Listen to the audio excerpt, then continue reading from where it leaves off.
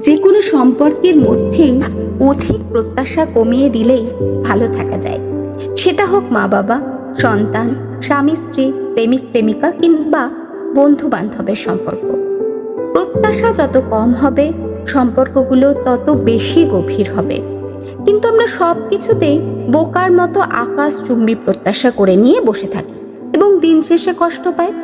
প্রায় সব বাবা মায়েরাই সন্তানের ভালো রেজাল্ট চায়। তাদের কথা, ভালো রেজাল্ট করলেই ভালো থাকা যায়, নামি দামি হওয়া যায়। যার ফলে ছোটবেলা থেকেই বাবা মায়েরা তাদের ইচ্ছেগুলো তাদের সন্তানের উপর চাপিয়ে দেয়। কিন্তু দিন শেষে কজনই বা পারে তাদের কাঙ্ক্ষিত প্রত্যাশায় পৌঁছাতে? হাতে গোনা গুটি কয়েক মাত্র। অথচ দেখা যায় সেই প্রত্যাশার পিছনে ছুটতে ছুটতে সন্তানেরা হারিয়ে ফেলে তাদের নিজেদের ইচ্ছেগুলোকে। আবার আমরা সন্তানেরা বাবা মায়ের কাছে অনেক কিছু প্রত্যাশা করে বসে থাকি, ভাবি না তাদের সামর্থ্য আছে কি না। যখন আমাদের সেই প্রত্যাশাগুলো পূরণ হয় না, তখন তাদের প্রতি চোখ রাঙায়। অথচ বাবা মা যদি সন্তানের প্রতি, সন্তানেরা যদি বাবা মার প্রতি অধিক প্রত্যাশা না করে, যেটা আছে সেটা নিয়েই খুশি থাকে, তাহলে গল্পগুলো অনেক সুন্দর হতে পারে। স্বামী স্ত্রী কিংবা প্রেমিক প্রেমিকার মধ্যে অধিক প্রত্যাশার ফলে সম্পর্কগুলোতে ফাটল ধরে।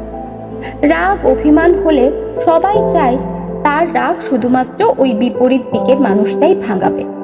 অথচ যে কারো সামান্য একটা সরিতে যেখানে রাগ অভিমান উবে যেত, সেখানে ওই অন্য কেউ রাগ ভাঙাবে, এই প্রত্যাশায় আর কারো অভিমান ভাঙানো হয় না।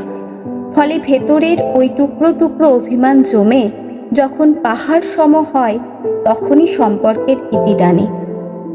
তেমনি বন্ধুত্বের ভেতরেও এই অধিক প্রত্যাশার জন্য নষ্ট হয়ে যায় কিছু সুন্দর সম্পর্ক। কারণ ওই যে আমরা চাই আমাদের বন্ধু বান্ধবী শুধুমাত্র আমাদেরই খোঁজ নিক, খবর নিক, আমরা ভালো আছি কিনা। অথচ আমরা ভুলে যাই তাদেরও আমাদের প্রতি কিছু পাওয়ার আছে, পাওনা আছে কিছু খুচরোওয়ালা। কিন্তু দিন শেষে দেখা যায় ওই একে অপরের প্রতি এই অধিক প্রত্যাশার ফলে শেষমেশ আর কারোরই খোঁজ নেওয়া হয় না ওই মানুষগুলো ভালো আছে কিনা। আর এই সব অধিক প্রত্যাশার ফলে মজে যায় কিছু মিষ্টি সম্পর্ক। কোনো সম্পর্কের ভিতরেই এই অধিক প্রত্যাশা ব্যাপারটা থাকাই ঠিক না। তাই বলছি, জীবনে প্রত্যাশা কমিয়ে দিন, যেটা আছে সেটা নিয়েই খুশি থাকুন, দেখবেন ভালো থাকবেন।